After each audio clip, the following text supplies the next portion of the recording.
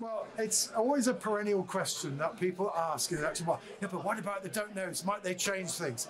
So, indeed, I did decide over last week, let's just take a look.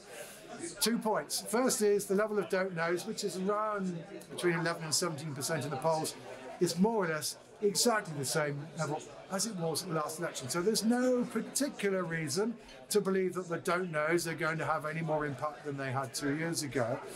They're much more likely to be women, but that's always the case. And the fact that they are women might be slightly to Labour's advantage, because certainly the Conservative lead amongst men is rather greater than it is amongst women. So if the women who have yet to make up their mind simply do so in the same way as those women who already expressed a view to polls, this electoral lead should narrow a little. And indeed, more broadly, the don't knows are rather more common amongst those who voted Labour in 2017, and maybe in the end they'll end up going to the Labour Party. But to be honest, these are marginal effects.